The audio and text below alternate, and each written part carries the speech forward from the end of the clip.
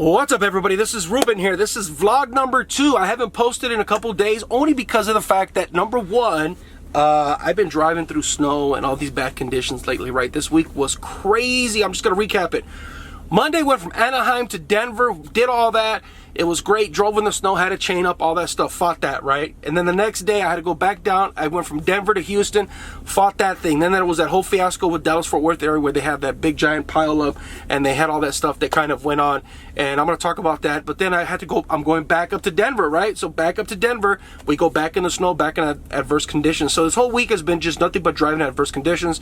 So I had to stay focused, right? So, you know, obviously people like to see the videos, not that that's your choice, right? But I didn't post them for a couple of days because of that. I had to stay focused, get good rest, and be alert for the road, right? Because it's some tense driving situations. However, let's touch on that. So anyway, so that's there, right? You know, a lot of snow driving and everything.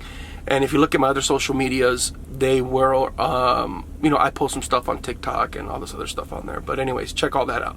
So let's talk about this thing with what we saw in Dallas-Fort Worth area. And I wanted to touch on this a little bit, only because of the fact that I have my thoughts on it, and I wanted to share what I think, what we saw there, and there's a reason why I think that happens, and it will continue to happen for a while, right?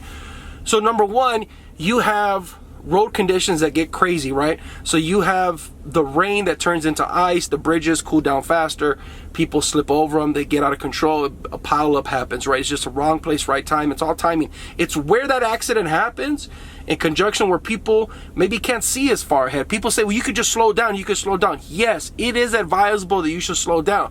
One of the things that I think that I see nowadays in Vegas, and I'm sure that there's other places, they have these speed limit signs that you can modify now. Modified speed limit signs, I think, are amazing, and I think they should start doing that where all these densely populated areas that have bad driving conditions sometimes from time to time, right? So I think there's something to that. I think we should change the speed limit signs, and then it can be enforceable, right? So you should have the variable speed limits in some of these adverse conditions. If we knew the snow was coming and you knew when it was bad, you'd knock the speed limit down 20 miles per hour, right? At least 20 miles an hour. From 60 to 40, everybody's going slow. I get it, an accident can still happen, but now we can start reducing the probability, because it's all about probabilities and statistics, right? When we look at a situation being 100% safe, the answer to 100% safety in that situation of the pileup, the Dallas-Fort Worth area, is nobody just be on the road. But that's not going to happen. That's not feasible. People need to travel to and from. We have commerce. People need that food. With inventory levels so low in all these other cities, you have to get people their products, right? I mean, you know, even though people say, well, you know, some stuff you can go without, you have to keep transportation going. But to be able to mitigate it, I like the idea of those variable speed limit signs, and then you can enforce it a little bit differently. And then what you have too is you have all the levels of experience, right? I talk about this, levels of experience, level of experience, right? Some truck drivers have 1 day driving and they drove in that weather and they could have potentially got an accident. Some people have 20 years driving and they didn't cause the accident, but they were a victim of the accident, right? By somebody behind and pushed them forward, and there's nothing you could do about that, right?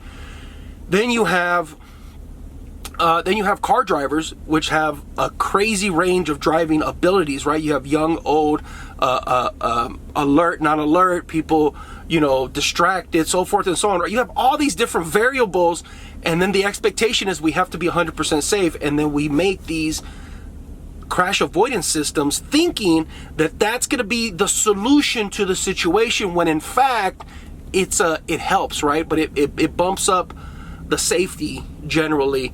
And every vehicle doesn't have it. So by every vehicle not having it, you have a situation where you have a disadvantage. For some people may have great ability, but they have zero crash avoidance systems, so they might get caught up in that accident. They have some people that have minimal experience, but they have great crash avoidance systems, right? So you have all that balance until every single car has all these crash avoidance systems, and truck, then we're going to run into the situation where this is going to happen still, right? So the way that you solve this situation is, I think there should be more of an alert system.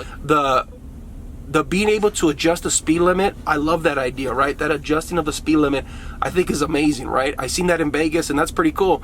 And then you can reduce those 10, 20, 30 miles an hour. You just have to make it aware that people can all see that. People can see that and adjust to that. And I think that's going to be key, because then you can start reducing the speed limit 10 miles out. At all junction points where this major accident is happening, let's say if it's 100 trucks and vehicles, let's say reduce that to 20 cars, because of the fact that everybody's been told slow down, slow down, slow down, slow down. So now you have the ability to stop or not go over that bridge that just makes you slide off the edge, right? There's something to all this. So this varying level of experience and knowledge and ability, that's always going to be a difficult task, right? And because of the fact that we can't mandate that all these cars be updated to this, and some cars you can't update that, right? Some cars you can't put that computer system in, because that car, let's say a 1995 Toyota Avalon, doesn't have the ability to accept those type of computer systems, and the update is just going to be too expensive to retrofit that car. So people just are not going to do it. It's not a viable business per se. So that being, I love the discussion that I was seeing on the social medias and everything. Everybody was talking about the different effects of why this and that. And then also there is being more cautious, right? Being more cautious is a personal choice. And so the thing is that some people are willing to take that risk, and some people are willing to take that risk with very little expertise. And some people take that risk with a lot of expertise. That's why you see these different opinions. That's why you see all these opinions on the internet about that stuff, right? So it's going to be difficult. Sorry about that. That's my truck starting on its own, so that way I can maintain temperature, because I'm in a 2-degree weather right now. So I'm not going to cut all that out. I'm going to add that in there. But my truck starts and stops on its own for temperature control. I love that function or feature of it. And it also controls the batteries and makes sure that everything runs. And, you know, I enjoy that. So anyways, that's my opinion of the whole situation. Tell me what you guys think in the comments. Everybody has an opinion about this whole deal. I love this discussion, though. But I think it has a lot to do with the fact that there's a variety of issues that people are not realizing that are involved with that. And I like these proactive approaches where I think the speed limit signs being adjustable, I think, would help a lot.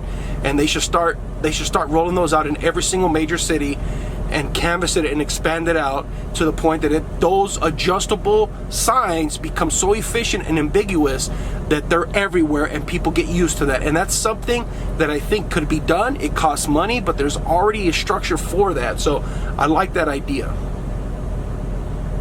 Talk to you guys later. Thanks for watching. Bye.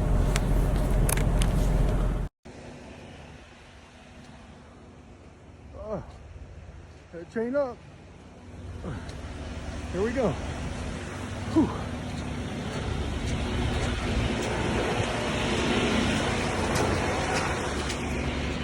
There we go.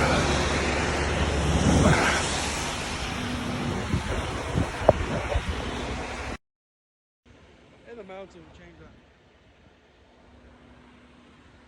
All right, fun times. Let's keep going here. Holy smokes, dude. Let's go. Yeah.